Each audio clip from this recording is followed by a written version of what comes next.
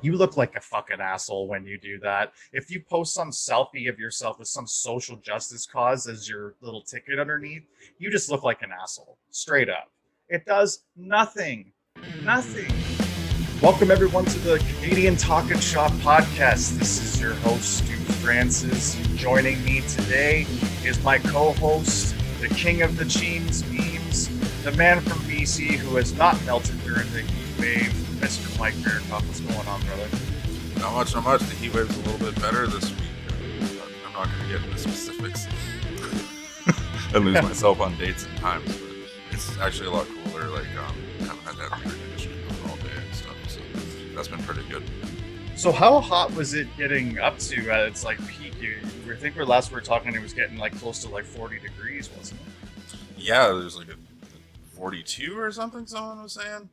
Outside, inside, I got as high as 31 with air conditioning in my air conditioned room. So So you got do you have like a wall unit, or do you have like one of those what do you call it that I have that people can probably hear in the background right now? One of the portable air conditioners is the word I'm looking for. yeah, I got a portable one that dumps water, and I didn't know any of this when I got it. So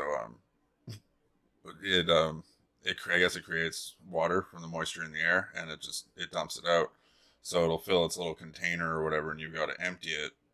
So instead of emptying that container, I just have a bucket underneath it, and it just drains into this fucking bucket. But I learned that the hard way, because when I sat it down on the ground, it was just this big puddle of fucking water, because it's got an auto switch. As soon as the little container gets full, it'll just spit out.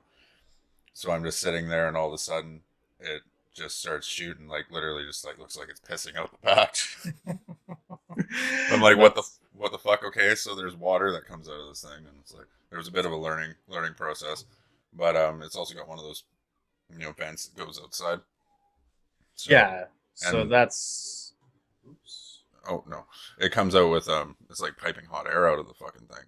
So that you want to keep the fuck away from everything too, right? So Yeah, so you're learning the hard way on that. So I'm really fortunate. I didn't have any.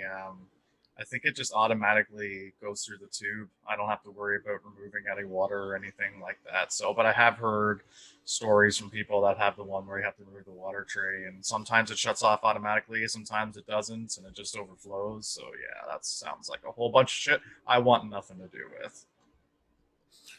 yeah, yeah, it's a bit weird, because it's like it'll get really fucking full if you forget about it. So you want to be on top of that shit. And I had a smaller container to start with, and now it's just bigger. It's probably fit like about 8 liters or something.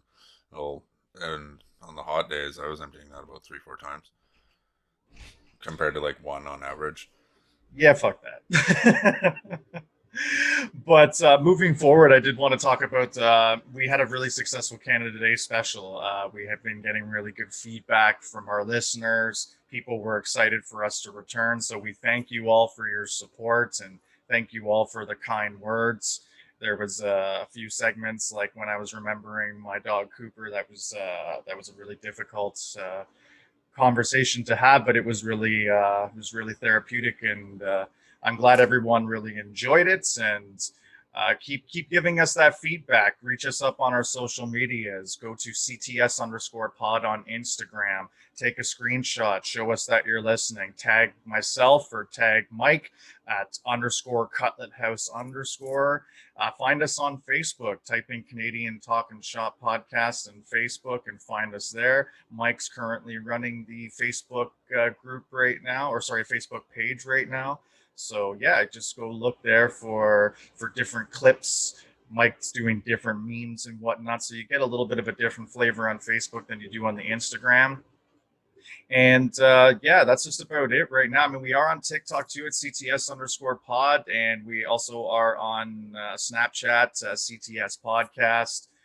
I'm not doing as much on the Snapchat at the moment, but Mike's putting through some TikTok stuff. So if you're into that, go find us there. And yeah, that's pretty much all I got to say to start off. T-shirts are still coming. There's we're looking at probably a few weeks from now, but T-shirts will be coming soon. They'll be at an affordable price. So if you're interested, please let me know. There'll be a pre-sale on the website coming up soon. So check us out there, Canadian Talkin Shop.ca. You got anything you want to plug, Mike? Yeah, go check me out at Cutlet House on YouTube, and I'm on Facebook there, and I've been on the Facebook page a bit. I feel like it's almost like maybe a rivalry starting, like how you got your side on Instagram and I got the Facebook side. So like Team Zuck and Team whatever. Well, it's all Team Zuck in the end because they fucking own Instagram too. Yeah, yeah. But yeah, we don't particularly care where you go. Just go to one of them. I think I'm currently at 220 followers, which means like 70 humans and 100 some odd robots. If you want to come and be another human, Mark, we're trying to get to 500. That's the goal, is 500. What are we sitting at for the Facebook group right now? A little over 100. Yeah, I think last time I checked it was about 126 or something. So like people are starting to come in and stuff, which is really cool. We got a few subscribers that came in on YouTube. I noticed that a little bit too. Think it's at 60, maybe above 60. What for But yeah, for our YouTube channel? for YouTube, yeah, yeah. There was a couple subscribers that hopped on there, Yeah. I think our which is really subscribers right cool. now is, I think we just hit 30 subscribers on Oh YouTube. my! See, there we go again with my numbers. Yeah, I like your number better, Fuck. trust me. But, but yeah, I think we got about 30 at the 29, moment. 29. So there we go. We're trying to get to 60. You heard Mike. We're trying to get I to speak 60. in doubles. I speak in doubles. That's right. So get us to 60. Like, share, subscribe, participate. There's a lot going on in the stories on Instagram and whatnot. But if you also find yourself on Apple Podcasts, give us a 5-star review. Leave us a comment. If you leave a really nice comment on a 5-star review, we'll read it on air. At the moment, we have to reach at least 10 in order to start seeing them. So if you've been leaving them, we can't even see them yet. We're trying to get to the magic number of 10. 10 people, that's all we need. So if you're on Apple Podcasts, just take 5 seconds, throw us a 5-star review. It'd be greatly appreciated. But other than that, let's get right to it, Mike. One of the big things that has been going on in Canada, at least, is some of the Canada Day controversy. To give some context to our international listeners or people that are living under a rock and not aware, there's been a lot of discoveries in the indigenous communities at residential schools of unmarked graves or mass graves. It's sparked a lot of emotion out of people in Canada, and it just so happened to be coinciding a lot of these discoveries around Canada Day.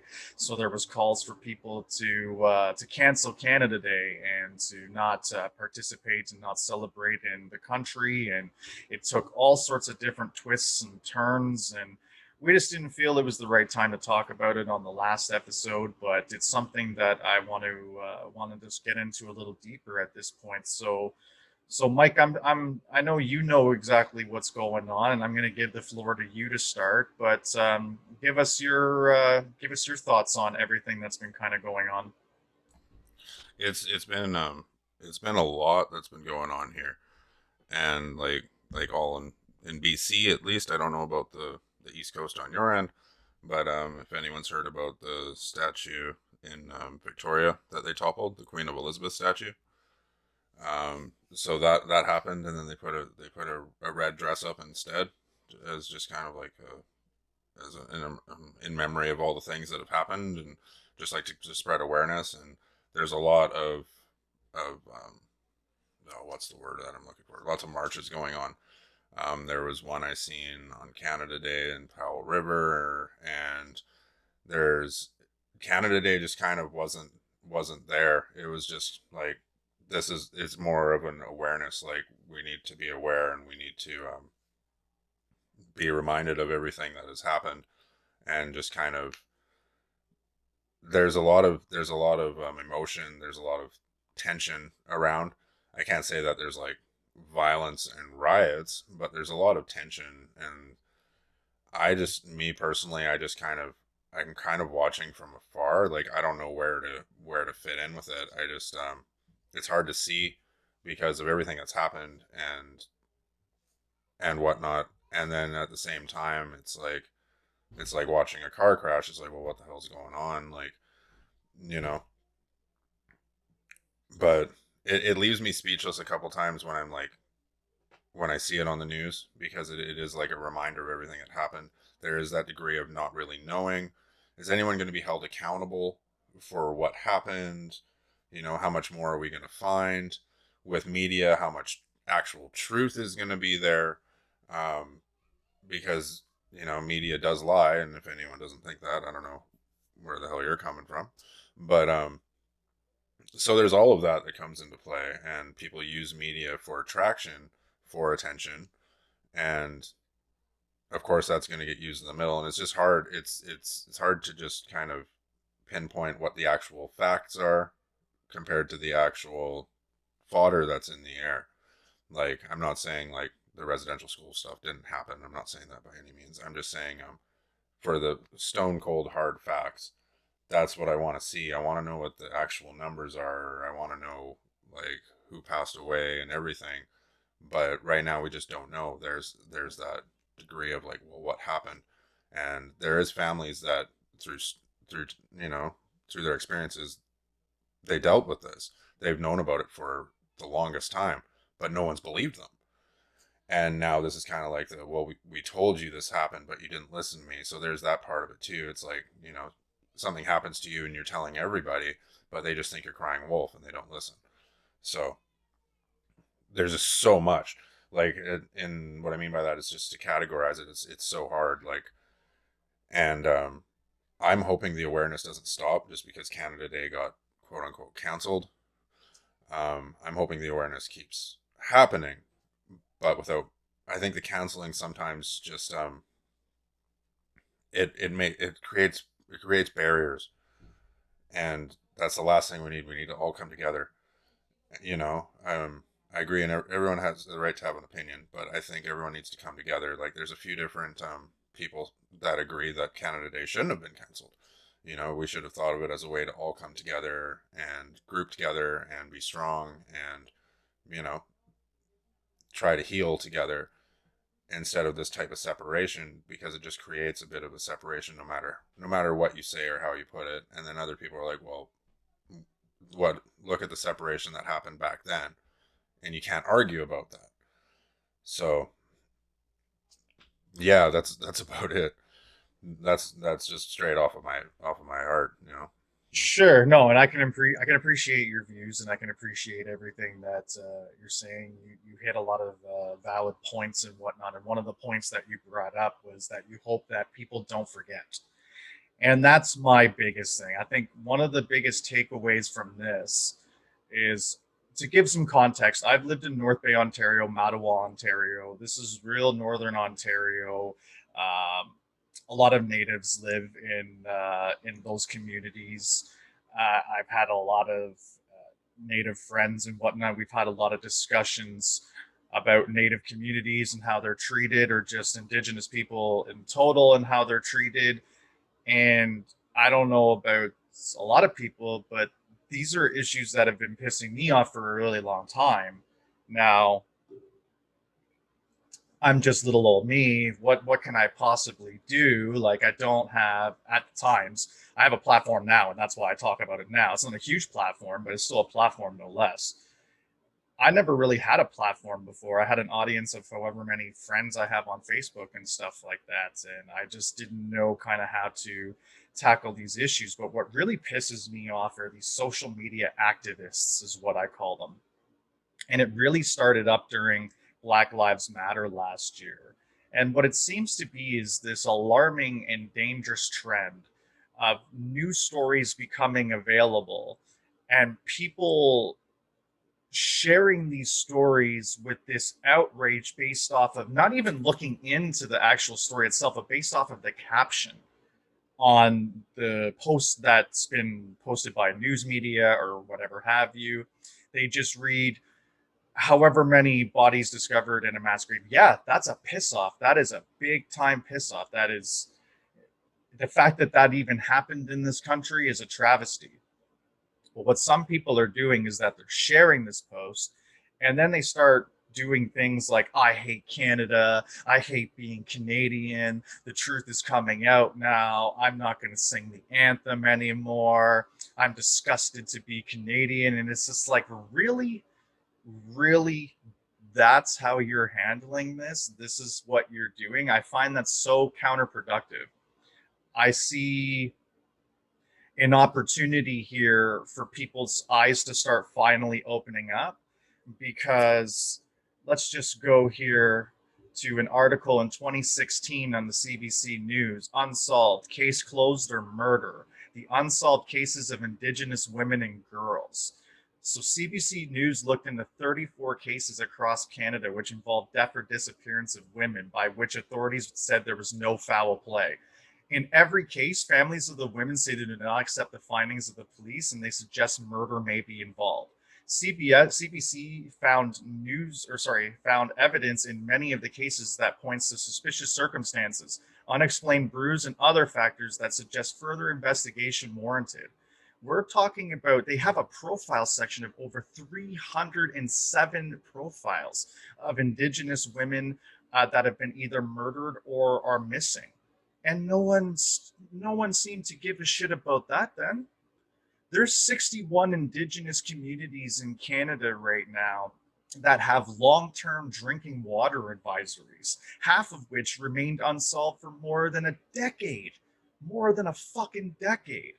So these things are not fucking new. They suspect that there is like over 4,000 missing and murdered women over the course of however many years. The RCMP acknowledged in 2014 that there was more than 1,200, but Indigenous women's groups are documenting that there's over 4,000.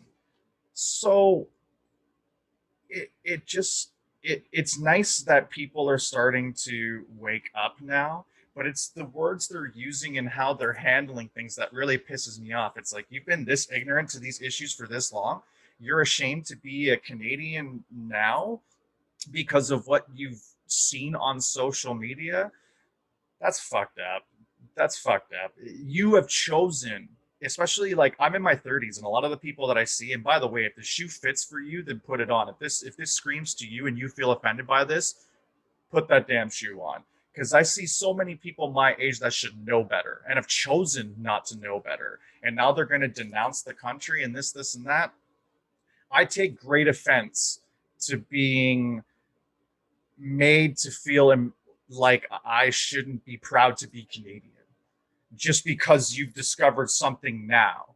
Now you're going to try and make everyone feel bad and guilty about being Canadian. Fuck that. I'm sorry. I know we have a history. I'm well aware we have a history. I'm well aware of how we treat Indigenous communities. I've been pissed off about it for a really long time, and that's why I wanted to make use of this platform to have these kind of conversations and to bring up these sort of points, because just what you see right now ain't it. There's so much more than that. But how we make change is not by self-loathing ourselves as Canadian and trying to make everyone feel bad about being Canadian. It's about coming together as communities. It's about making change now. It's about making things better now. You want to direct your anger towards someone, direct it towards your member of parliament. Direct it towards any government official that you know. Hell, direct it towards the Catholic Church for all the bullshit that they did with all this residential school stuff. Don't be mad at your own people. Don't turn on your own people. Don't just say, oh, fuck Canada, I hate Canada, blah, blah, blah. Because if that's your stance, then get the fuck out. Because you're not helping. You're not helping the matters whatsoever. You're just making things worse. And then for people to go online on Canada Day and start sharing things that suggests that if you don't share this, or if you don't talk about things on social media, then you're a part of the problem. I'm sorry, asshole. That's not it at all. You know what the best way of going about change and making changes? It's not always just by the share on Facebook. It's about doing things behind the scenes that you don't necessarily need to boast or talk about.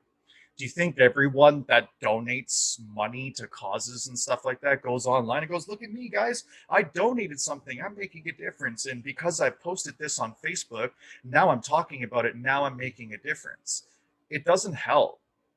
it just really doesn't help to make people feel guilty about it. If you want to share stuff on your social media about awareness and stuff like that, you do that. That's awesome. It creates conversations, etc. But don't attack people for not doing it, because that's not fair. Not everybody feels comfortable posting those things. Not everybody feels comfortable using that as a platform to create conversation. Maybe they wish to do things in private. That's none of your fucking business. Maybe they don't need to wear an orange shirt or change their social media picture on Facebook with a little fucking filter of their selfie in that. And by the way, you look like a fucking asshole when you do that. If you post some selfie of yourself with some social justice cause as your little ticket underneath, you just look like an asshole. Straight up. It does nothing. Nothing. I'm sorry to say, it does absolutely nothing. Like, give it a rest already.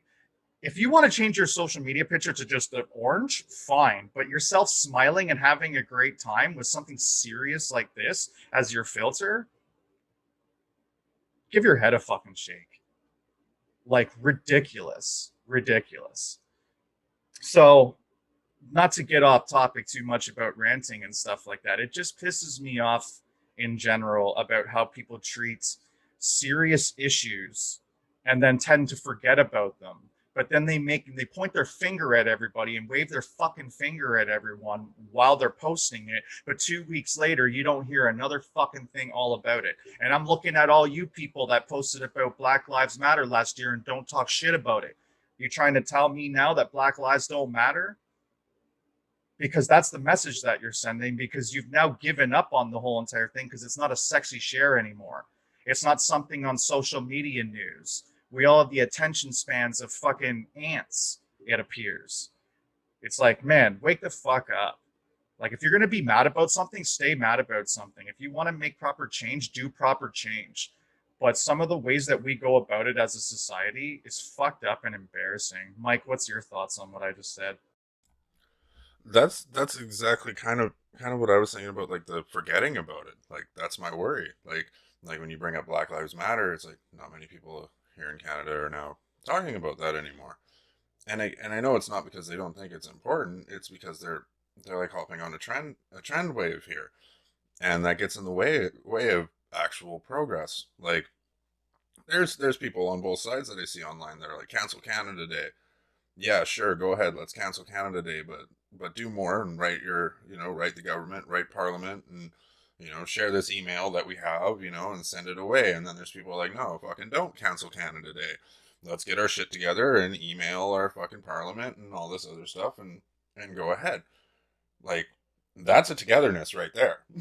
Like that's too, people want that. Even the people that want to cancel Canada Day and don't, they still say we should all send our shit to Parliament and work together. This other stuff with like waving the flag around and being like, I fucking donated something, or I did this, look at me, like the Homer Simpson one where he kind of dances around. He's like, look at me, look at me. Like I kind of picture that sometimes when I see this shit. But like with Facebook, it happens all the time. You see all these filters and someone puts a filter up, and how dare you say something like you just said about the filter, where you got someone drinking, getting fucking hammered, and they've got like a fucking thing on the bottom because of some tragedy that just fucking happened. And it's like, you're not taking it seriously at all. Yet you're here, you're kind of looking at it like, I'm on team this. And it's like, that's not what this is. This isn't like a fucking, like, let's all wear a certain color and go down the road and have a togetherness. There's a reason. There's a purpose. And, you need to do more than just fucking go out there and take pictures and be like, look at me, like you're a fucking tourist. Like, I totally agree with that. But yeah, like, it all comes down to that. Just like more of the things, like go to Parliament, go have your voice be heard that way. Because on social media, it just isn't working. It goes back to that whole bubble. The only people that are really seeing that are the people in your friends' core list. And fuck, do they give a shit? Do you even know? And are you gonna delete them because they didn't use the same filter as you? Like, who's that say to you as a person? Well, And that's about it. that's what I'm saying, and I see that everywhere. I see people ruining friendships because in the spur of the moment they're not seeing the same type of energy towards the situation online. But it's like you said, you want to make real difference, go to like, for example, we have Six Nations, which isn't too far from here, just outside the Hamilton area.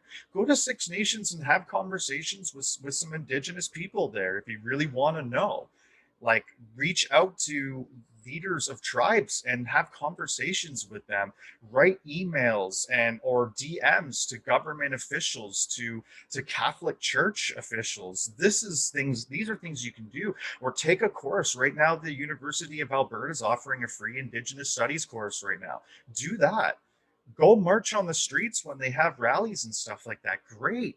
All for all of that. That's what makes real change. It's just, I don't want the message to be misconstrued here that I'm anti, Indigenous awareness right now. I just don't like these social media activists that are only interested in having this really large point of view on it and feelings on it, and they spit vitriol at everybody and anyone, and then 2 weeks later you never hear about it again from them. It's just a memory of something in a year from now. I see it as attention seeking.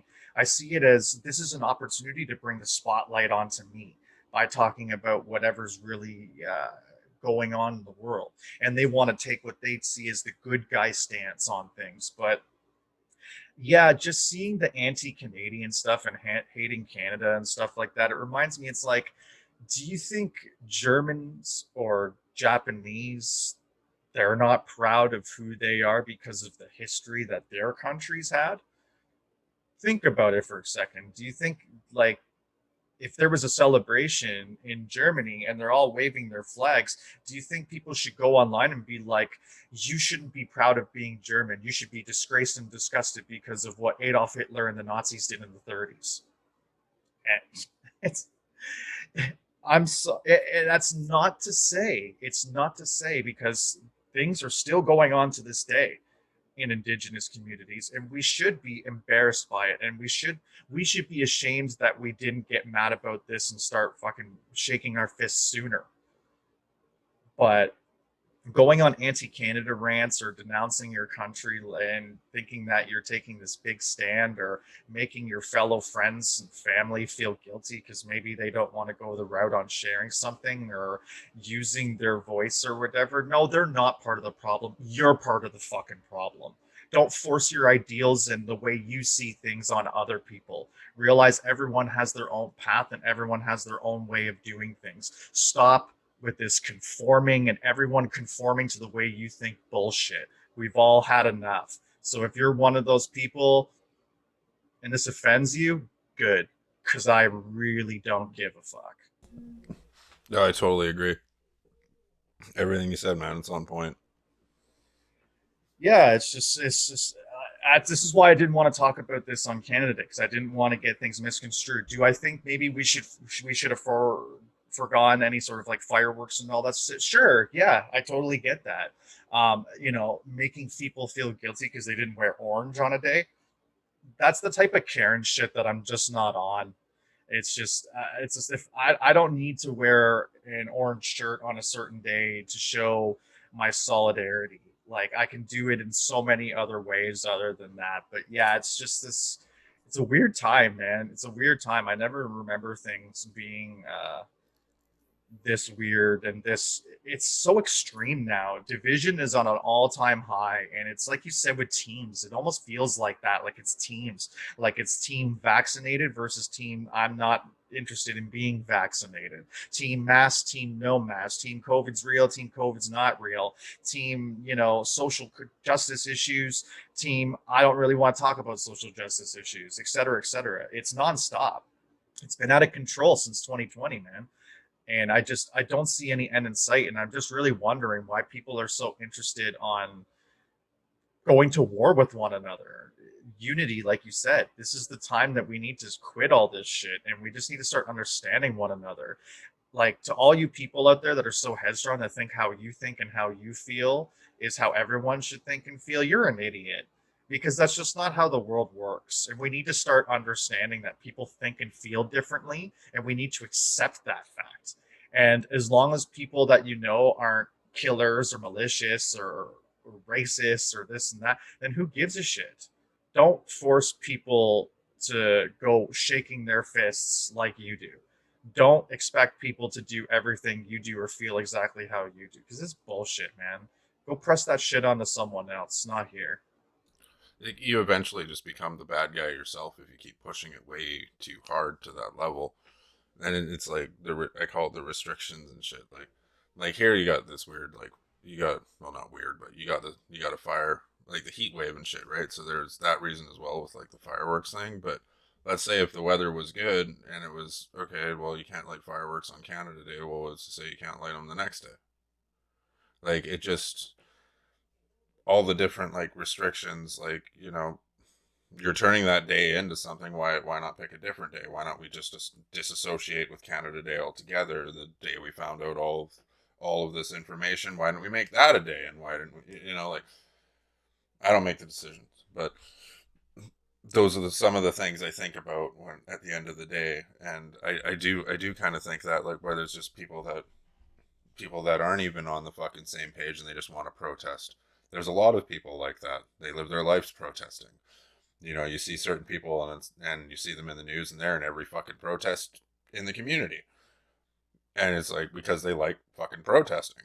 And I'm not saying everyone's like that. I'm saying there's a small percentage of people that just enjoy that way of life. Like I remember I was kind of into doing pot protesting a little while back, and one of the things I learned is that you get alliances. Is you go to like the gay community, you go to marginalized communities that are doing protests, and the way you work it out is you got a protest going. Well, our community will go to your protest, you come to mine, and then you have more organized numbers with all the different reasons to go protest. And that was one of the original ideas of Antifa, which we'll get into maybe another episode or something. But it just all of that grouping, it was like, well, we're going to use your group. You got transgender issues. The pot people will go to the transgender issues and go fight for those rights, and the transgender issues will come to ours. And then the government sees these huge amount of numbers and they start paying attention to shit. When really the solid people that are there eventually kind of get dwindled out. I haven't seen that happen with the Aboriginal scenario here, but I don't know. That's a whole nother thing, I guess. I kind of rambled off, but yeah. No, it's okay. I get exactly what you're saying, and I hope not. I hope people stay true to the course and, make their voices heard in productive ways that'll actually be helpful towards the indigenous community. And especially if you do happen to have a platform of some kind, then you can use that to bring awareness. And great. I think that's awesome. And I hope that happens. And I hope it's not one of those situations where, like Black Lives Matter last year, as much as I hate to say it, but it's like, I don't feel like people are outraged by it anymore. People have forgotten it and they've moved on. And it sucks because it could have been used as a real catalyst to make real change. And some good changes came out of it and whatnot. And then it gets really political too. And that's another problem with our society is that people are living and dying by their political beliefs or their religious beliefs. And it's very extreme. It's either extremely liberal and extremely left, or it's extremely conservative and extremely right. And I don't know. I just can't live my life towards being, and I just don't understand people that go so extreme on their ideals and beliefs and force it down on people. But without losing the plot here, I just basically wanted to just say that there's so many more productive ways on doing things. And if some of the things I said did make you feel personally attacked, then you have to understand why. Listen to the words that I was using. Maybe there's something different that you can do to be a little more productive, and maybe stop making people feel guilty that don't feel comfortable to talk about things publicly and stuff like that. Maybe if you have a problem with some people that you're close with that hasn't said anything, reach out to them, have conversations, find out why. We need to start understanding each other instead of pointing our fingers and just assuming that they should know everything and feel everything that you do. But you know what, Mike? You know what the world really truly needs right now? The world truly needs some spirituality. And considering about some of the topics that we just talked about, maybe some healing energy would be right up their alley. Well, then what you need to look into is you need to look into the first official sponsor of our podcast, Spiritual Imprints. Founded by Susan Weber, who's a spiritual artist, intuitive guide, teacher, healer, and nature lover, has brought to all of us an online shop that can truly leave a spiritual imprint on your life. Go to spiritual-imprints.com today and choose from so many items such as candles, crystals, gemstones, incense, herbs, jewelry, and even subscription boxes. Yes, that's right, subscription boxes, monthly subscription boxes. And there are three options for your subscription boxes, such as the Spirit Box, the Sacred Sabbath Box, or a Crystal Club subscription box. I personally get the Spirit Box each month, and you would not believe the goodies that you get each month. Again, head to spiritual-imprints.com. And because Susan wants to bless the CTS family today, she's offering you listeners a 15% off code. Redeem this by entering CTS15 at checkout to receive 15% off your order. Terms apply. Subscription boxes excluded. See website for details. All right, Mike, since we were just talking about spirituality and different aspects of religion, you are actually a man of religion and you have several different experiences with various religions. So I was just very curious about your road with God and just when did you start going down that path of trying to find God? So it's a bit of a detailed one that I kind of noted some bullet points on because I can't really say I'm like a man of God. I kind of try to follow the path of the Bible as much as possible, but I'm not someone that you'll find going to church every Sunday. I do enjoy going to church sometimes, but I do believe in the just your independent connection with God, and if that could be a spiritual higher being other than a connection with Jesus Christ, I totally understand that. But with mine, I feel it more connects to the Bible and stories in the Bible, etc., etc. Now, what most people would say, the other thing is too, like I've read parts of the Bible. I've not read the entire Bible. So I'm totally that guy where it's like, oh, you go to church and you haven't read the Bible. Yes, I am. And I don't feel there's a problem with that because for example, the pastor is always, you're always learning more about the Bible and more stories. And when one of those stories would be, I'd find an attraction to that story, that was when I'd pull out the Bible and read that section, if that makes any sense. But starting in the beginning, when I was first into kindergarten, my mom was in the Catholic Church, in Salmo, BC. No, Nelson, BC. Sorry, I lived in Salmo for a little bit, but I'll get to that. In Nelson, BC. So I was actually in a Christian school, a Catholic school, for about, I think it was 2 or 3 years. And the way that worked was you went to school and learned a little bit, and then you'd go to church and you'd pray, etc., etc. My brothers ended up being baptized, and they had the full like gowns and whatnot, and they'd go down the aisles with I don't know why I'm calling it a stick, but that's what I mean. Like I believe, but I don't know all the details, right? I was there for the show, so to say.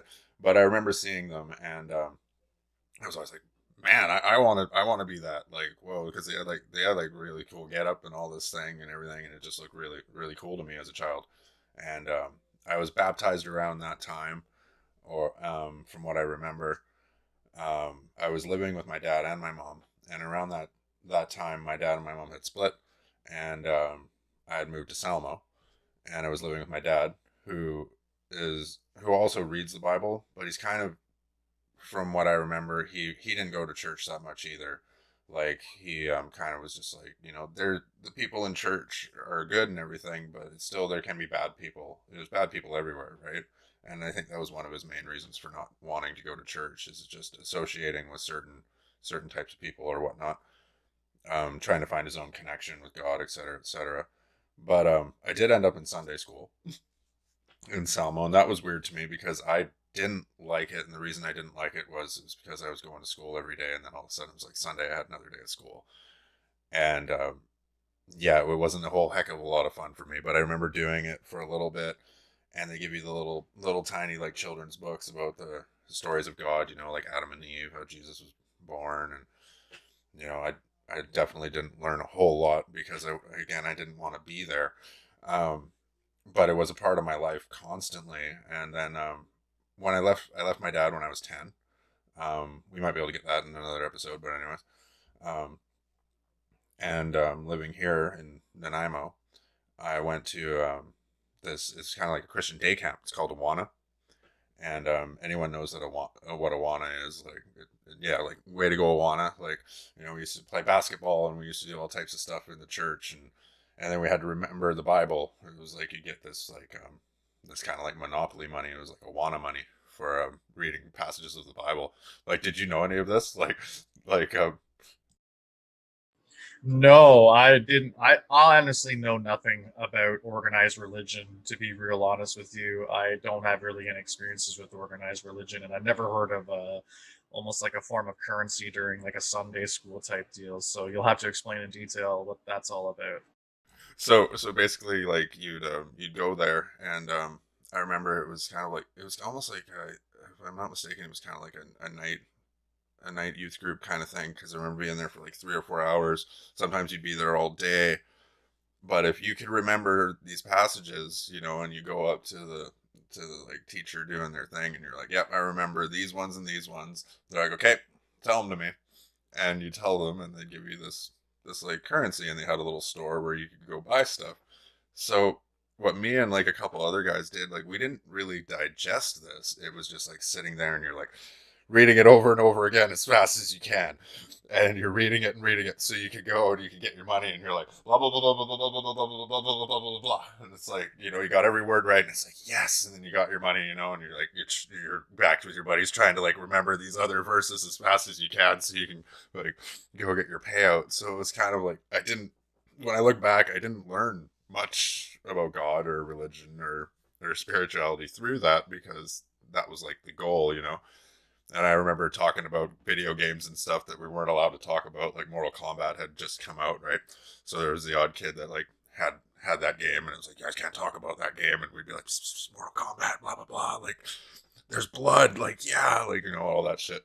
The video games we could do on another point, but and then I remember through school they would do these little field trips, right?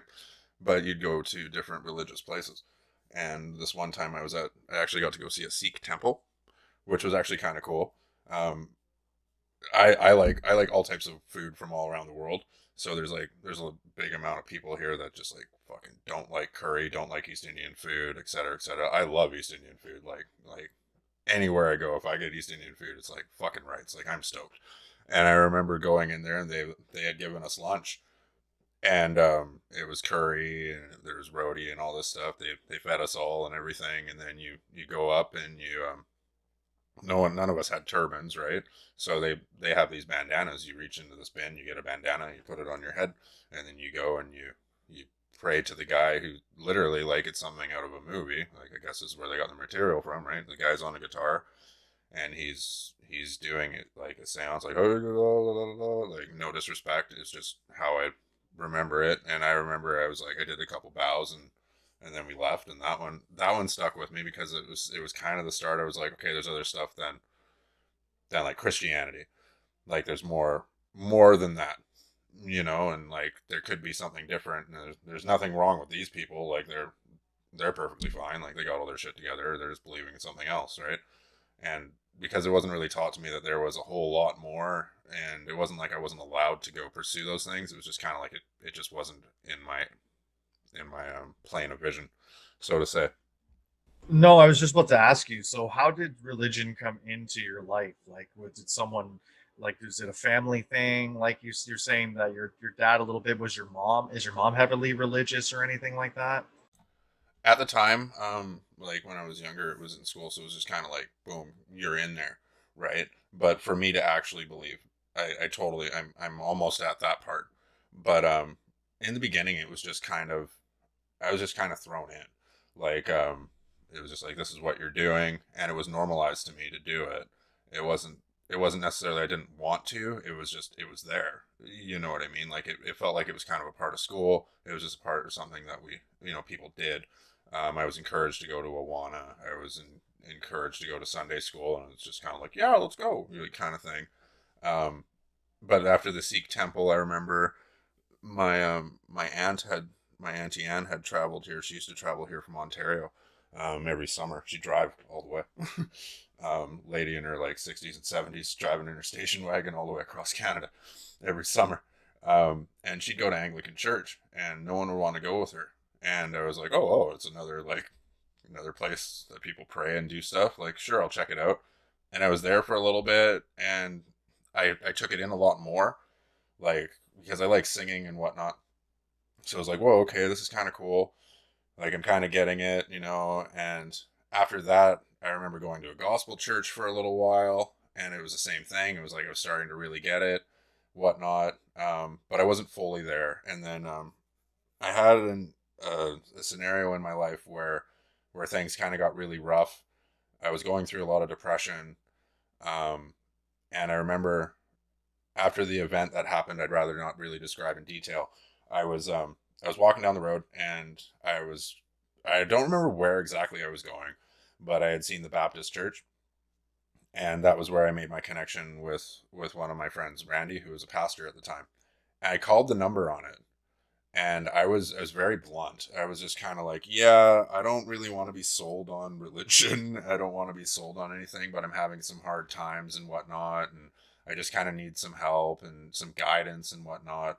I felt like a lot of my connections weren't necessarily genuine. It was just more something I was just going through the motions with. And then when I talked to him, I kind of got set on a path more to God, and I started going to church more. I started paying more attention to sermons, and I think overall it was just I can't really say full out like I'm a dedicated Christian, because I feel like that's being a bit almost disrespectful to some that are a dedicated Christian, because like I said, I don't know the full Bible. I will tell people I'm Christian because I do believe in God. I do believe that in Jesus Christ and everything that comes with that. But I also believe that there's a possibility of more, and that's something that over time just keeps getting bigger and bigger for me. So what that is, I don't know. But after talking with Randy, that was a big part that got me more interested in it. I got approached by people in the Mormon church. One of my things that kind of confused people was, and I think it was part of my depression, because I'd say to the pastors, and I'd go, well, I have my conscience. Is that God talking to me, or is that just my conscience? And this sent pastors and advisors on a big whirlwind, and I didn't know why. But it conflicted things, right? Because you hear God talking to you, you're supposed to follow the path of God if God's giving you a message. Well, if I have myself thinking in my head, right? Is that God, or is that my conscience? And that just set a plane of like, for like a good few little while, I went and actually hopped church to church with this question, and some took it as insult, and some took it as like, how the fuck do I answer that? And then this one, he's just like, he literally looks at me, he's like, you've answered your own question the way you're asking me. If God gives you a message, is it God? Or if you're giving, thinking in yourself, is it you? You've answered your own fucking question. Like, you didn't swear at me, but he's just like, get the fuck out of my office, like, kind of thing. Like, you should know this. And I was like, well, duh, okay, that makes sense. So I was able to kind of put that together. But the fact that they didn't really know, and it sent them for such a curveball, it made me question things. And then I bumped into the Mormon church, where I was like crabbing with my son down at the docks, and they come up and they're like, oh, we'll pray for you. And I was like, okay, sure. And then they give me a card, and then it's like salesman stuff, man. And it's like they call you and all this stuff. And I'm like, okay, well, I'll go check out your church. And that experience was something else. You're in there for about 6 hours. There's no happiness. There's no joy. It's just all monotone, kind of cult-like. And a lot of people will say it's very cult-like if you do research on the Mormon church. And after you're in your 2 hours of hymns, they take the guys, the girls, and then the children. You're all separated into different like classrooms, and you're learning for another 2 hours, and then you're separated again into like this group time. And I felt that was a little much for me, because to me church is like 2-3 hours, like a little more than that, and it's just like it gets a little much to me. Like it's just too much time. I don't know why. It's not that I don't have time for God, but that's how I feel. But I was there like for a while, and it was this dull, like this kind of like really calm, dull, like cult vibe, as I call it. And a lot of people were saying that that's what ends up happening. And I have 5 children, 4 daughters, and I got the feeling that I was approached eventually in time because of the daughters, because I learned that they want to make arranged marriages and things like that, and that scared me so much, and I wasn't into that at all. So I completely went away from that. I went to the Baptist church a little bit more, but then after that, to where I am today, is I read the Bible, I pray, um, I believe in God, but I also believe in connecting with, whether it's God, maybe he's not called God, I don't know, but it's just a spiritual power that is higher than everything. And there could be more, there could be less, I don't know, but I'm willing to explore my avenues more than just restricting myself to a Bible, if that makes sense at all. No, it makes total sense. And to be honest with you, that there's also a need nowadays to put everyone in a hole sort of thing, and you have to follow a certain guideline in order to be a touting member of. Let's just say, let's take a religion as an example. You know, if you claim to be Christian, then like you said, you have to know the Bible, you have to do this, you have to do that, and that's in the eyes of a lot of people. It's like anything can be anything. Just because, excuse me, just because you don't know everything about the Bible doesn't take away your love of God or your religious beliefs or anything like that. But that's kind of the dangerous games that we play nowadays. Is that whole, you have to follow a certain guideline in order to be included. If like for example, I'm a huge Montreal Canadiens fan. Like you have to know every little minor fucking detail about the team, otherwise you're not a real fan. And it's really strange how people police this shit now.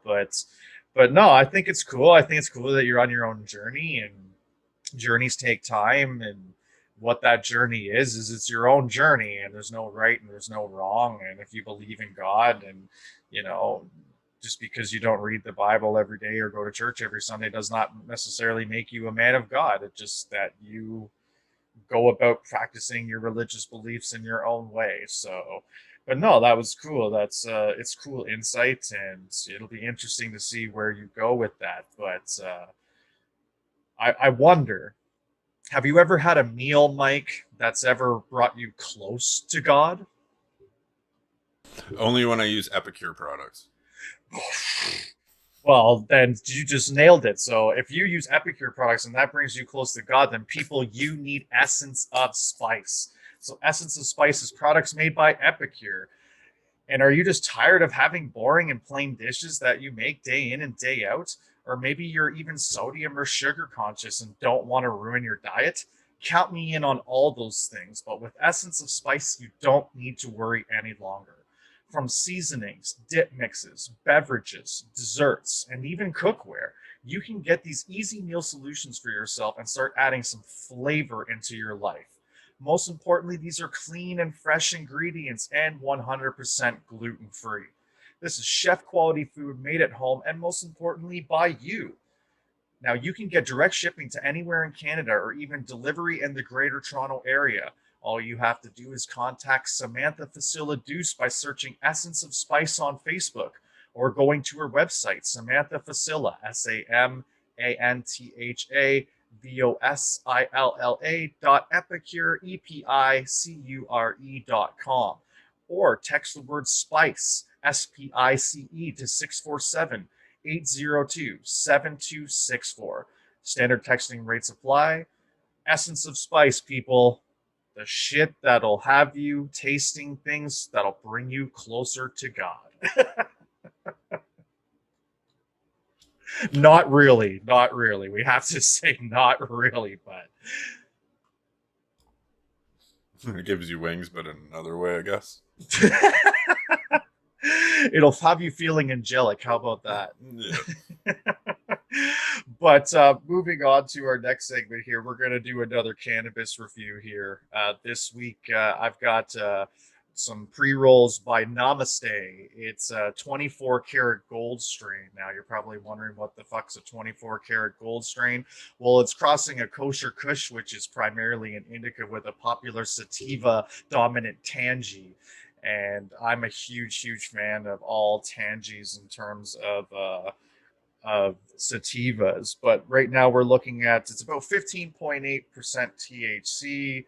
Sorry, the it's all white there. My lighting's not helping the view here, but pretty cool too that it comes in, unlike last week's where it came in a really fancy glass tube. But I I had some edibles last night. I usually have this segment a little further in, but I had some edibles last night, and I've been refraining from smoking today to get the true gist of what 24 karat gold can do here. So I moved this segment up a little bit so I could smoke quicker, because I don't know if you people have ever taken any edibles or anything like that, but sometimes it can leave you feeling dried out and a little hungover the next day. So, and you know what they say takes away hangovers? It's more hair of the dog. So, but we also want to talk about, while we're doing this review, we're going to talk about a couple cannabis related issues. And one that's kind of come up as of recent is an athlete by the name of Sha'Carri Richardson. She's an American runner that has actually been disqualified from participating in the Olympics because of cannabis use. She tested positive for using cannabis, and there's a big public outcry saying that it's wrong, it's not fair, et cetera, et cetera, et cetera. So while I spark this up, Mike, if you want to share some of your thoughts before I kind of get into some of mine. So I I did a little bit of looking up, and because you had told me about this, and I was kind of confused. I thought it was something else I'd heard in the news. But as I'm talking with my wife, I'm like, oh, I can't believe it. They took the medal away from her. And then I was like, wait a minute, because I was in the middle of smoking weed, and and then I was like, the Olympics haven't even fucking started. She hasn't had her medal taken away, and and then I'm like, well, what the fuck? It's just her getting on the team. Like who the fuck's that? Like I feel bad saying this, but sorry, not sorry. That's where I'm gonna go. But like, she's just getting on the fucking team. It's not her losing her fucking medal. Like it was a decision she made. Like she knew the decision when she made it. Like I don't know. It's like there's a lot of people that don't make the fucking team. Like I was thinking, I'm like, oh, they're gonna Ross Ripliotti this shit, like they're gonna give her her medal even though she smoked a little bit of weed or something. And then I was like, like the Olympics haven't even started yet. This is a fucking this is in the news. This is important. But yeah. Yeah, my biggest takeaway from it, so to give context to the story more for those who don't know. So, Sha'Carri Richardson lost her mother about a month ago, I want to say, give or take. Don't quote me on the time frame, but regardless, it was just a few weeks ago to which she lost her mother, which is an awful thing. And she used cannabis as a way to kind of cope with what was going on at the time.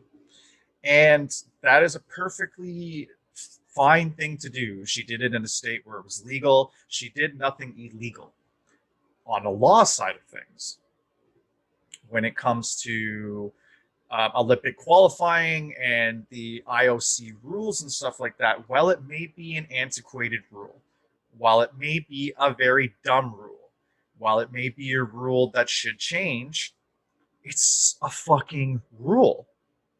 Are we really going to excuse the fact that an Olympic athlete that knows exactly what it takes to get to the dance, that knows what the rules are, that knows that substances, what's allowed and what's not allowed, can we really just give a pass because of her circumstances on that day?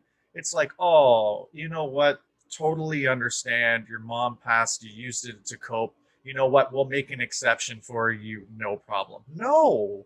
I'm sorry, that's not how the world works. I know how that's how a lot of people want the world to work, but that's not how the world works.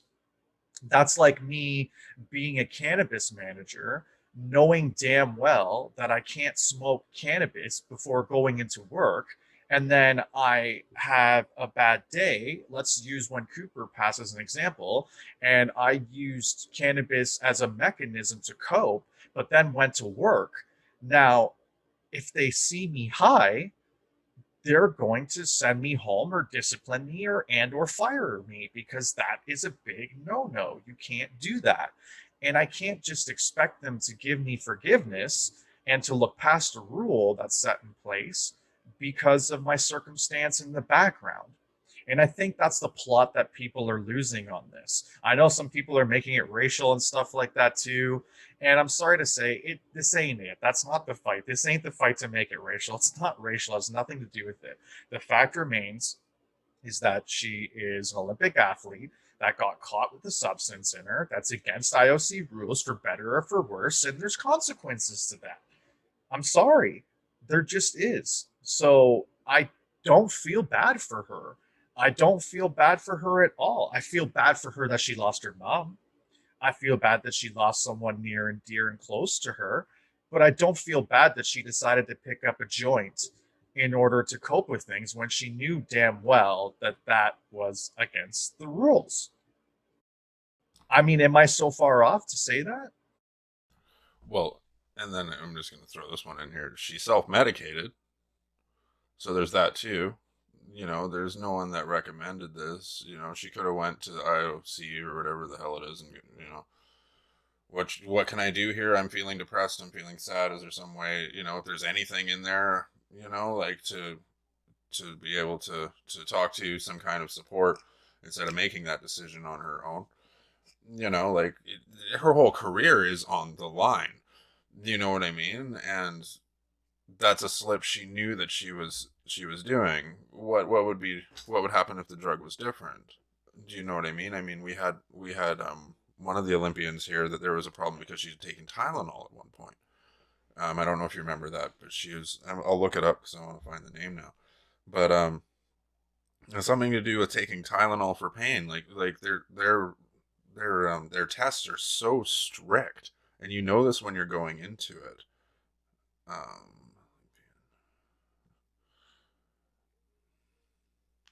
While you're looking for that, I must say the flavor on this 24 karat gold is really really nice. It's more on the peppery side of things, but it's definitely it's got a like a nice zesty taste to it. So the flavor's pretty sweet so far.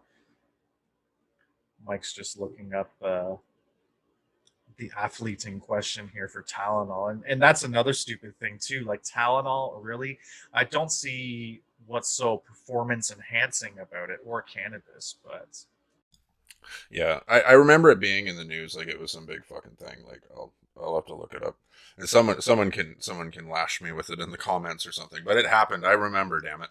It's just there's shit so even asthma medication, like all of it, and this going into it, and with those things when it's so strict, a lot of these athletes have events that happen to them in their lives, and they have to make that decision, and a lot of fighters will say this in UFC. Like I don't even remember watching that thing, Ultimate Fighter and stuff. It was like they couldn't get through the fucking fight because they wanted to talk to their the house because they wanted to call their family or something. And then the ones that they had major events that happened to them, and they had the choice. It was like, well, you can leave now, or you can stay and work on your career. And those ones worked on their fucking career, and that's like a part of it. Like the sacrifices that you're made as a successful athlete. Like these events happen. Yes, they are sad. Yes, they are harsh, but you have a career, and you have to decide. Well, is my emotion and the bad things that are happening more important than my career? And like I said, I feel sorry that her mom passed. Like you said, sorry, not me. I feel bad her mom passed away, but I don't feel bad about the decision she made to be where she is right now. And then the whole thing, it's like it's being on the team. It's getting on the team. We've never really had heavy media coverage over someone not being on a team, in my opinion, or at least that I've noticed.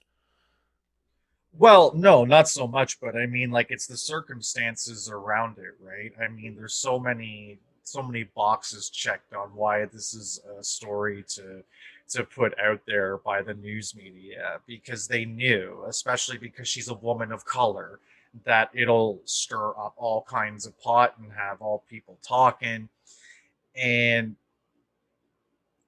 yeah, I don't see it as anything more than an individual that took a chance and took a risk and took a very risky risk and knows very well in her said profession what the consequences of taking that risk is. And that's a thing that we need to stop excusing because you have all these athletes and all these predominant people in Hollywood and all that. They're all coming out and saying, "Oh man, it's just a little bit of weed. You're going to ruin her whole life over just a little bit of weed." Yes, it is just a little bit of weed. Yes, it's antiquated. Yes, this shouldn't be a conversation in 2021 about cannabis. And I am a firm believer in cannabis and its medical properties and whatnot. And I'm going to go into even a little further about like athletes and cannabis use moving after once we pass this. But she knew the deal. She knew the deal. We need to stop excusing people when people know the consequences for things. Whether we think it's we can think it's stupid all day long. We can say it's stupid and we can say that it'll change, but don't just like look at the IOC and be like, "Oh man, you're not gonna let her pass on this one." No, no more passes for shit, people. Know your fucking rules. Know whatever's in your profession or whatever's in your life. There's the rules of life and follow them. And just know that when you take the chance of breaking these rules, no matter how minuscule they may be, prepare for the consequences.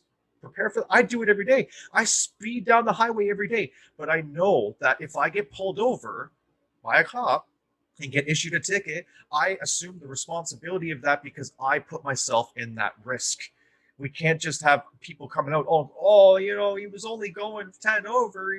Why didn't you just let him pass? You broke the fucking law.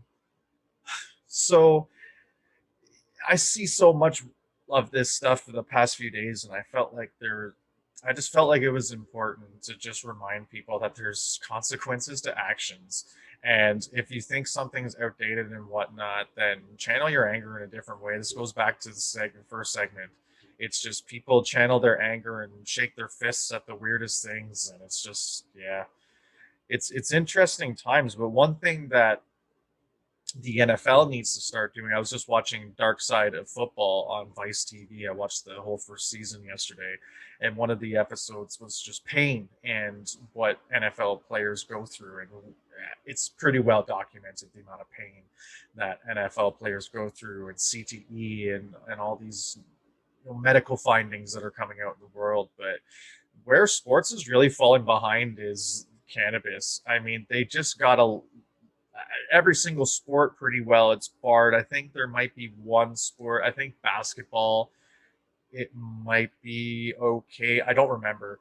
But either way, the big time national sports should be allowing athletes to use cannabis products and CBD for pain, because like the amount of opiates that these guys like one NFL player was taking 50 fucking opiates a day. 50 fucking pills. Could you imagine taking 50 fucking opiates a day?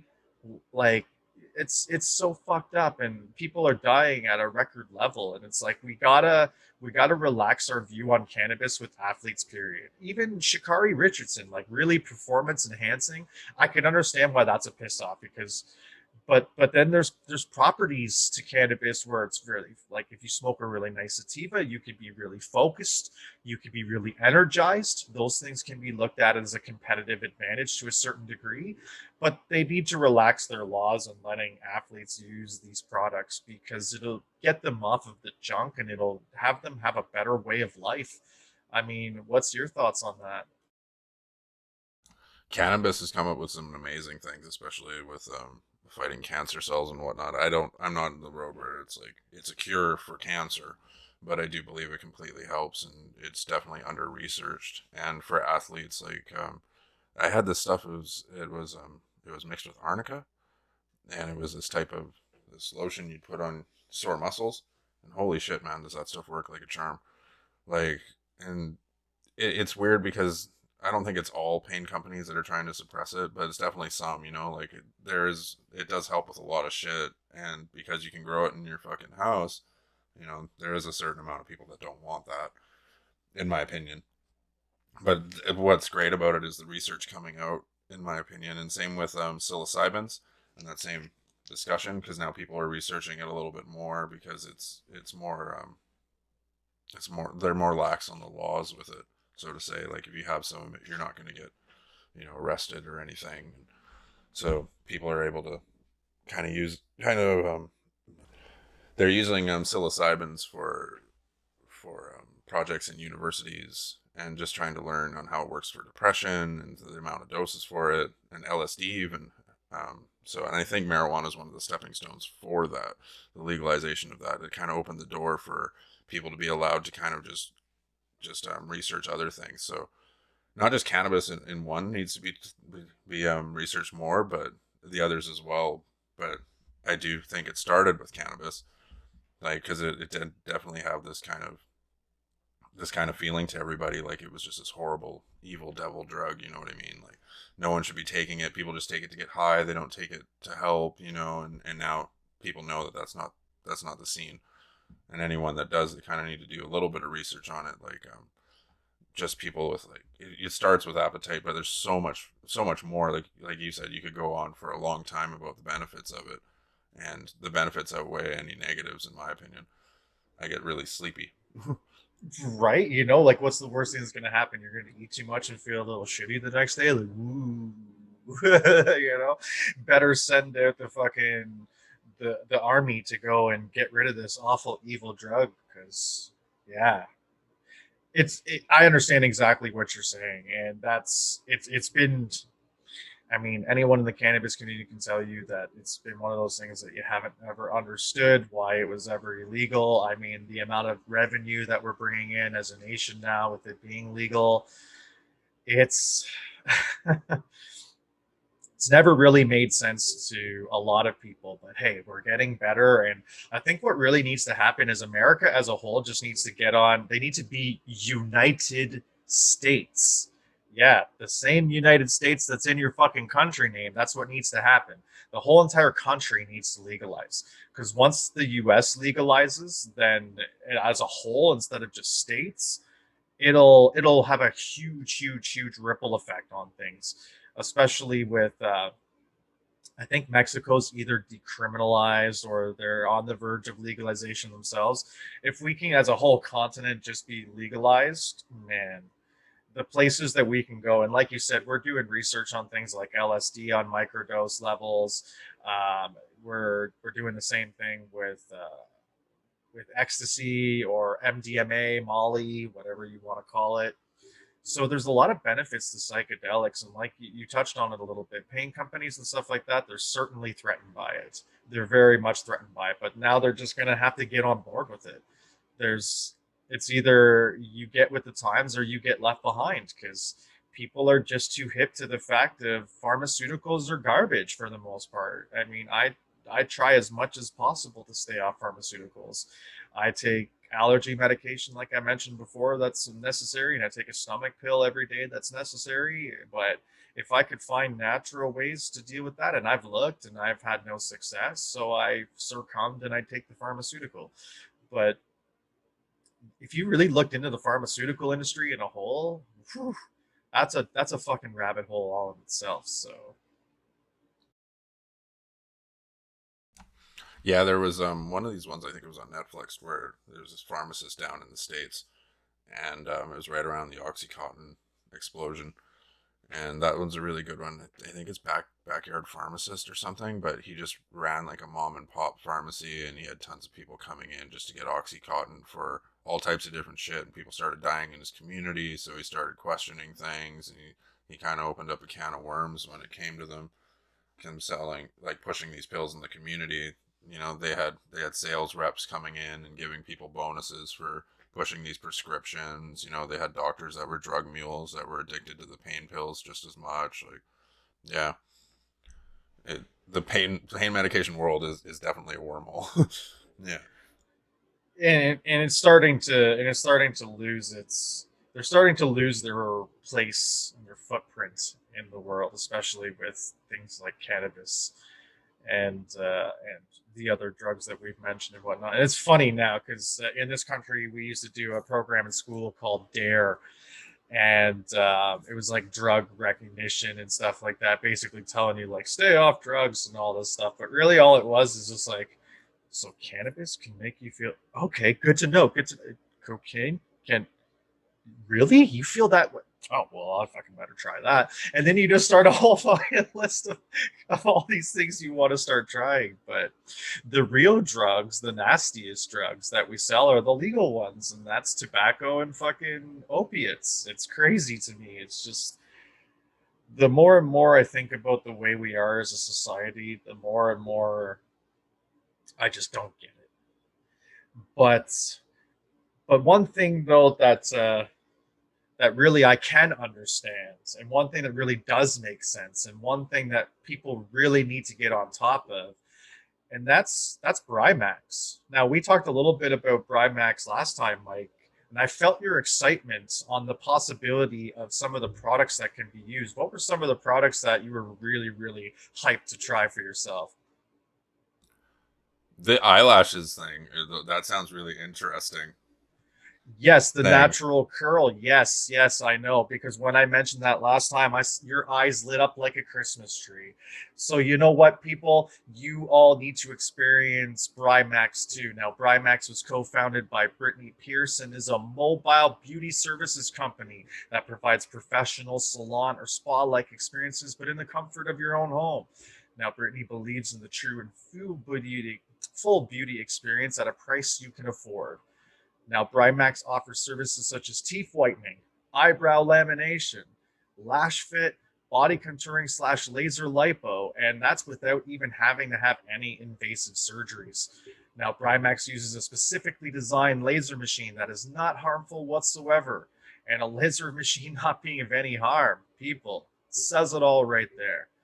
Now, seeing as this is a startup company, Brimax is offering 20% off through the month of July to all her new clients. But since Brittany's such a fan of the show, she wants to offer you listeners an additional 10% off. That's right, 30% off by using the promo code BRIMAX, BRIMAX 30, BRIMAX 30.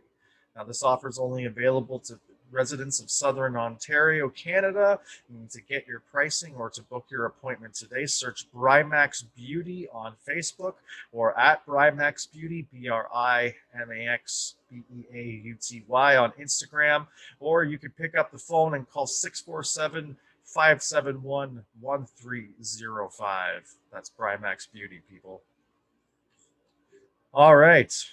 Now we're moving on to, now that I've experienced this beautiful 24 karat gold joint, which I highly enjoyed. I definitely give it a solid 8 out of 10. It's got a very nice relaxing high that you feel from the kosher kush, but it's also got that little bit of pep and energy that you get in the tangy side from the sativa. Definitely a nice flavor, burnt really well, not overly harsh on the lungs. 8 out of 10. And now that I'm feeling good off this 24 karat gold, brings us to our meme review. All right, I think I got some good ones here today. I'm excited. Whoa, Zoom technical shit. Okay, there we go. I'm still learning. Who smoked the joint? You or me? There it is. There we go. All right. So I'll react to them, and you can tell the listeners what I'm looking at here. Okay, so you got you got the big dog. This is a Dodge and Cheems meme. So you got Big Dodge, and someone's taken a Photoshop and put him in like a Roman outfit. If I can get through one meme review with a proper pronunciation, that would be great. Yeah, so he's all set up in a Roman outfit, and it says, "I've just sacked the city of Rome," and underneath it says Goths, 410 AD. And then you've got Cheems on the right with like black eyeliner, long hair, and a purple bow. And it says, "I love Evanescence," and underneath it says Goths today.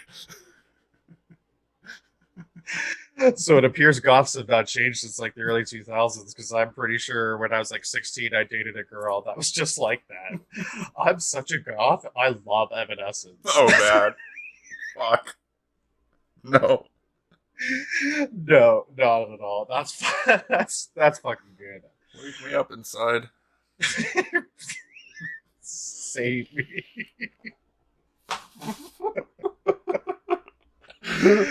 Oh my god. Okay, moving on. When there's juice. Okay, go ahead. When there's juicy gossip in the group chat, but your battery life is at 2%. It's got Michael J. Fox and his hand starting to disappear from the Back to the Future scene. Start to fade away. Oh, that's a good one. I've been involved in many different group chats, and yeah, sometimes the gossip is fun. I can't do it anymore though. But that meme definitely resonates with me. All right, next one. Okay.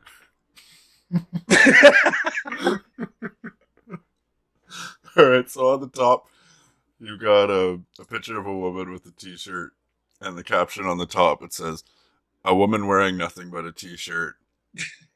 Sexy, check mark. Playful, check mark. Cute, check mark." And she's saying tee-hee. And then underneath, you got a caption that says, "A man wearing nothing but a t-shirt." It says tee-hee, and it's this guy with a beard. He's bald. And he's just like got hairy legs. Half of them are tanned and half of them are not. And it says, "Penis looks like a sea cucumber poking out of a wizard's robe. Check. Pretty much the most awful looking thing in the history of awful looking things. Check." Tee.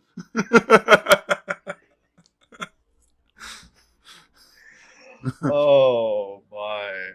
And that's what I got for them today. Well done.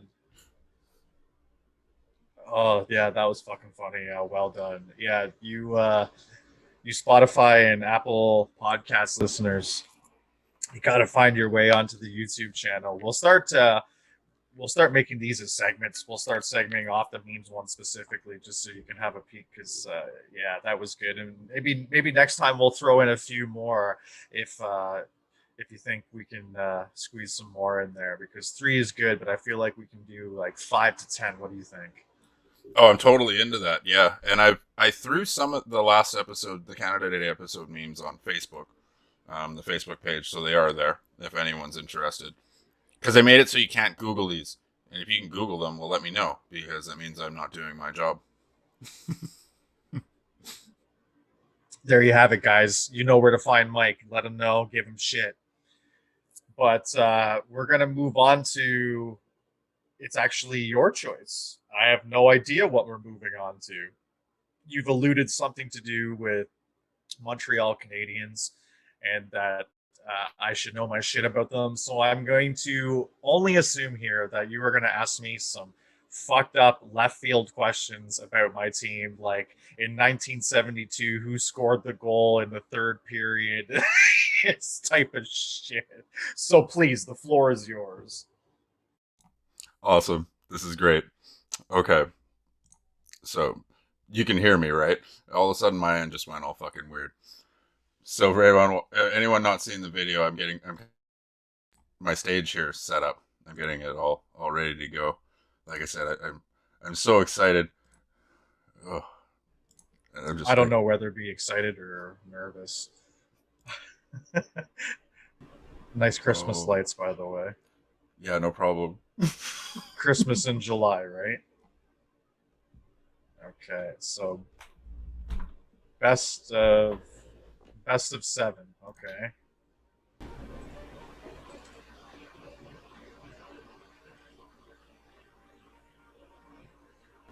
I hear some slight music in the background. Okay, cool. Yeah, that's my intro music I made for it. Oh, okay, because I can barely hear it though, just for the record, so you might want to like add that in later. What the fuck? This is already off the fucking rails and it hasn't even started. Best of 7. Okay, so what's the best of 7? Okay. So yeah, this was just a little segment I was thinking of doing. Oh shit. I'm like knocking over a bunch of water in the process of this. Yeah, so I was thinking of doing this as a little bit of a segment maybe for new guests if they're not too scared to participate.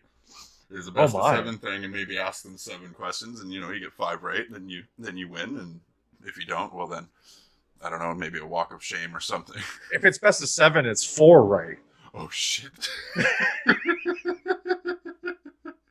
Fuck. Okay, so there you have it, guys. I only have to answer 4 questions right here. I can't even imagine what these questions are going to be. Oh god, this segment's already off the fucking rails, and we haven't even got to it yet.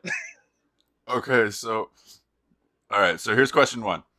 What was the first jersey number retired by the Canadiens? By the Canadiens.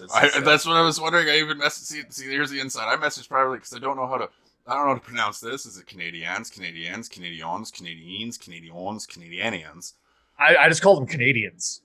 Like just Canadian. Yeah, like if you can go Canadien if you really want to make it Quebecois, but I don't say the Montreal Canadiens. Okay. Okay. So, so the first jersey retired by the team. Wow, that's a great question. I can give you multiple choice if you want multiple choice. Yeah, multiple choice is cool. Okay, so you got 18, 32, 14, and 7. Okay, I'm gonna go with 7. You got it right. I'm trying to think of the player that it would be attached to at that point, but it's not coming to me. So who's the player attached to? I've got it right up on these. Yeah, I came prepared. One of the first stars of the NHL, Howie Morenz, was referred to as the Stratford Streak and Mitchell Meteor for 7 straight seasons. He led the Canadiens in both goals, scored, and points. He was named the winner of the Hart Trophy as the most valuable player of the league 3 times. On January 28, 1937, he broke his left leg in a game against the Chicago Blackhawks and died from a coronary embolism caused by blood clots while he was recovering in the hospital. The Canadiens retired his number 7 jersey on November 2nd, 1937. There was actually a riot at that game, too. There was several riots in games back then, but there was a very notorious riot that happened during that game. I remember reading that in one of the Habs novels that I've got. But awesome question, dude. I like that one. Let's go to the next one. What's question 2? Okay. I actually thought that would be a really hard one for you, but you got that. So, which coach led the Canadiens to Stanley Cup championships in each of his first 5 seasons? Scotty Bowman. Nope, you got that one wrong. I love Scotty Bowman. I'm a Detroit Red Wings fan. Because I know he won quite a few with Montreal, but trying to think now, just outside of who would be for Bowman. It's going to piss me off, too, because when I hear it, I'm going to be like, fuck, yeah, just hit me with it. Who's the coach? Heads, shoulders, knees, and toes. Did that help at all? Yeah, it did. It's actually, I'm like ashamed that I can't fully remember his Toe Blake. There it is. Yeah. Toe Blake. Yeah, he's like one of the biggest legends of all Canadians coaches, and I couldn't even remember that, but that's okay. Moving on. Question 3. Oh no, we got to learn something. Everyone's got to learn something here. Okay, my apologies. Toe Blake coached the Canadiens for 13 years, winning 8 Stanley Cups, including 5 consecutive championships in his first 5 seasons, 1956 to 1960. The only other coach to achieve a similar feat as a coach or manager of a North American professional sports team is Casey Stengel of the New York Yankees. Fuck the New York Yankees. Red Sox all day. That's cool, though. I appreciate that. So I'm 1-1. Okay, so this one, because it's funny because I don't know anything about your team, so I've been learning a little bit, which is kind of cool. What was Larry Robinson's nickname? Do you want multiple choice for that? Yeah, because it's big something. So yeah, big leg, big air, big waves, or big bird. Give it to me again. Big arms, big legs, big waves, or big bird. I'm gonna say Big Bird. Yeah. Yeah, because that's what to say. Because it wasn't I knew it was big something. I just couldn't remember exactly what it was. But yeah, Big Bird. His nickname Big Bird for his blonde hair, his size, 6'4" and 225 pounds, and his thunderous body check. Robinson was a dominant player whose talent and leadership helped lead the Canadiens to 6 Stanley Cups. He won the James Norris Memorial Trophy twice in 1976 to 1977 and 1979 to 1980. Oh, crazy. Okay, never mind. That's my bad. As the league's most outstanding defenseman and won the Conn Smythe Trophy as the most valuable player of the 1978 playoffs. Yeah, he was pretty badass, man. Yeah, a lot of people know about Larry Robinson. So you're 2-1 now. 2-1. Yeah, if you don't get this one right, I don't know what's going on here. You might have to just retire yourself from it. So yeah. Fair enough. What's the Canadiens' nickname?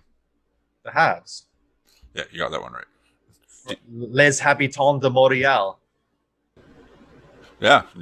So I would read that out now because I was just looking to see if that little thing was in my own piece. I said the Habs nickname may have resulted from an error in 1924. The first man to refer to the team as the Habs was Tex Ricard, the founder of the New York Rangers and the owner of Madison Square Garden. Ricard told a reporter that the H in the logo on the Canadiens jerseys stood for Les Habitants, which is not true. The distinctive C wrapped around H logo stands for the Canadiens' official name, Les Club de Hockey Canadien. The H stands for hockey. Yep. Okay, so you're 3-1. You got one more. And you know what else was 3-1? Just before we move on, it's just a perfect segue because when Montreal played Toronto this year, they were winning the series 3-1. So in memory of this, so that we never, ever, ever have to forget the amazing wonder that was the Leafs choking again to a 3-1 lead, I have this amazing t-shirt here. And on the back of it, you know what it says? It was 3-1. So if my team ends up getting swept in the Stanley Cup Finals, that's fine. Just know it was 3-1. Now moving on so I can go 4-1 on this series and put this segment to sleep, even though I am enjoying it for the record. What is the name of the Montreal Canadiens mascot? Ha, Youppi. Yep. And Youppi actually came from the Montreal Expos. We took him on once the team moved to Washington in 2003, I want to say. Yeah, it switched from baseball to the NHL. Yeah, so we adopted him at that point because Youppi was like, he's this, for context, and we'll put up a picture. He's this giant orange fucking. It looks like a something out of the Muppets. You can't really describe him. He's just this big orange thing, and he was beloved with the Expos until the Expos moved in 2003. I'm pretty sure it was anyway. But then the Habs took him on as the mascot from that point. Yeah, that was literally the clip, just worded different. So you know your shit. You win. Yeah, I win. Yes, and give me the other questions that you had, just because you have them. Why not? For bonus points. Who did the Canadiens defeat to win their first Stanley Cup championship? Who did they beat for their first Stanley Cup? I'm just gonna take. Actually, give me multiple choice because there was only 6 teams. So, you got the Detroit Red Wings, you've got Ottawa Senators, you've got Winnipeg Jets, and you've got Portland Rosebuds. And you said the first one was. The first one you said was Detroit Red Wings? Yes. Then I'm going to go with Detroit Red Wings. Oh, Portland, who was it? Portland Rosebuds. Oh, okay, yeah, because okay, so we're going even before the original 6. Then were they the Montreal Maroons at that point? It's I got a little clip here. It says in the 1916 Stanley Cup Finals, the Canadiens defeated the Portland Rosebuds 3-2 for their first Stanley Cup championship. It was the first time that a best-of-5 Cup championship went the distance, and the Rosebuds were the first team based in the United States to play for the Cup. Oh, okay, cool. Yeah, because there was there was a point in time where there was teams like the Toronto Arenas, the Montreal Maroons. I know there was the Canadiens as well simultaneously at the same time until that stopped. And then there was American teams like Rochester had a team and stuff like that. And then they moved to an original six format where it went Detroit Red Wings, Chicago Blackhawks, New York Rangers, Montreal Canadiens, Toronto Maple Leafs, and I think I just named them all there. But anyhow, so yeah, that was interesting. I did not know that, so I didn't get my first bonus point. What's the second bonus question here? What year were the Montreal Canadiens founded? Oh, that would have been in, I want to say 19. They we just had our anniversary. 1909, I think it Yeah, is. yeah, Yeah, that's bang on. Yeah, yeah, you need multiple because choice. yeah, 1909. Because yeah, we celebrated our centennial in 2009, and I remember the 100 patches and all that stuff. That was pretty cool. But yeah. Founded in 1909, the Canadiens are the longest continuously operating professional ice hockey team in the world and the only existing NHL club to predate the founding of the NHL. Yep. Toronto's the second longest. I believe their centennial is, I think, either 1917 or, yeah, I think it's 1917. I'm thinking that was it. But yeah, that'd be it. That'd be the Yeah. whole seven questions. Yeah. So five out of 5 out of 7 ain't bad. Even though some of them I got a little bit of help on, I won't deny that. But that was fun, man. I appreciated Mike's choice though. So we're gonna move into what we're listening to right now. We did a little playlist last time on YouTube of some of the tunes that we were listening to. So what's been running through your headphones this week? I've been listening to a lot of Joji lately. Anyone knows who Pink Guy or Filthy Frank was back in the YouTube days? He decided to make a music career, which is pretty big right now. But yeah, Joji, Joji. One of his songs I've been listening to is TikTok. That one's a pretty good one. A little bit of Matthew Good Band. I kind of went back, started listening to a little bit more of them. Load Me Up and Symbolistic White Walls. That's another good one. Yeah, I've been kind of all over the place. Yeah, I've been a little all over the place too. One song that I've been going back to quite often, and it makes me kind of wonder, is the song "You Know You're Right" from Nirvana. It was one of those songs that was released after Kurt Cobain died, and it just has such a like harder edge to it, to the point where there's like even like in his vocals and stuff like that, they were leaning more towards like screaming and whatnot. And it just, when I hear that song, it makes me wonder, man, I wonder what Nirvana would they gotten. I think they would have gotten heavier as time went on, and I think that would have been really cool. And it's a shame that we'll never get to know. But I've listened to a lot of that. I really went back to the '90s, 2000s anthem for the year 2000 from Silverchair off of their Neon Ballroom album. Really, really great tune. And then the other one I've been listening to a lot of is, and one that you'll appreciate because I know you're a big Oasis fan, is "Live Forever." Been listening to a lot of that, so it's been nice to take that tour back to the '90s. I am always happier when I tour back to that decade. Yeah, Oasis is great. I listened to their Master Plan album a lot too. That's a really good one. If you haven't ever heard that one, but they've got a lot of like more acoustic at level songs on that one.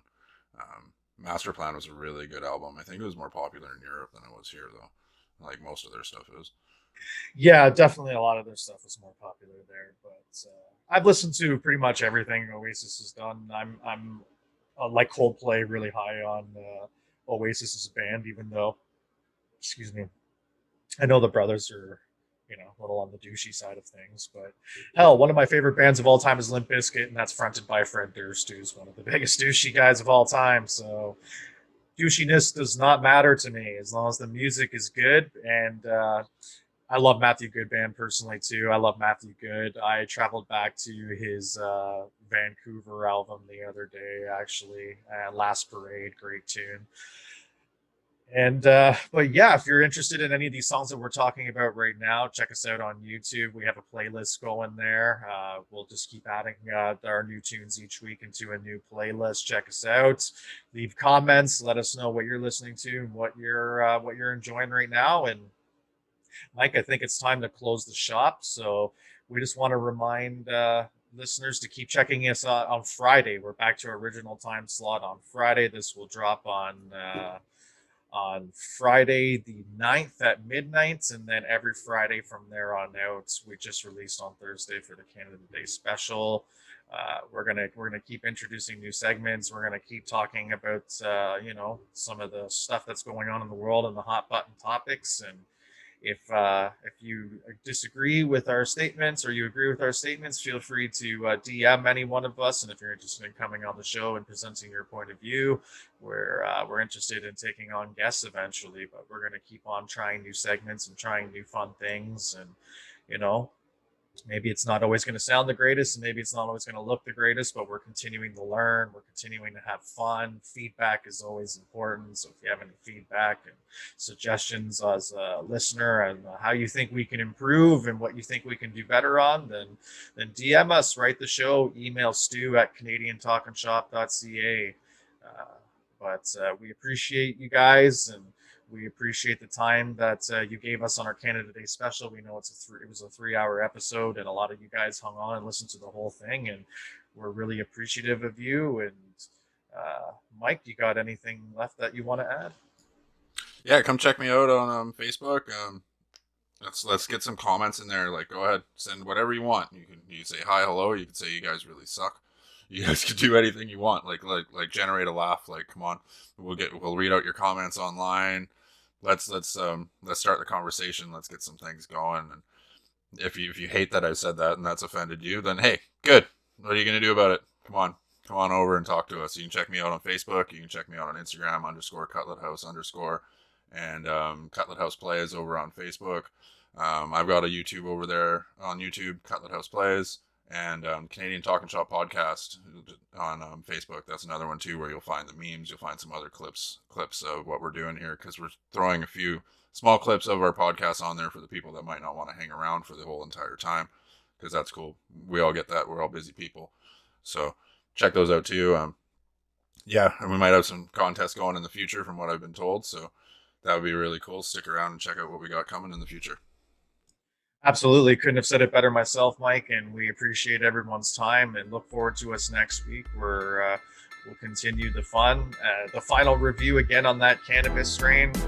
Go check it out, people. Go to your local dispensary. Ask for 24 karat gold by Namaste. It is a nice smoke, really enjoyable. And I'm going to go and enjoy the rest of this before I have to go back out and have a shift tonight. So I bid you adieu, good sir. I bid all of you adieu. And yeah, get commenting, get participating, get liking, get sharing. Help us out. It goes a long way. And until next time, we're your Canadians Talkin Shop. Stu Francis here signing off. Mike Barakoff here. Talk to you later.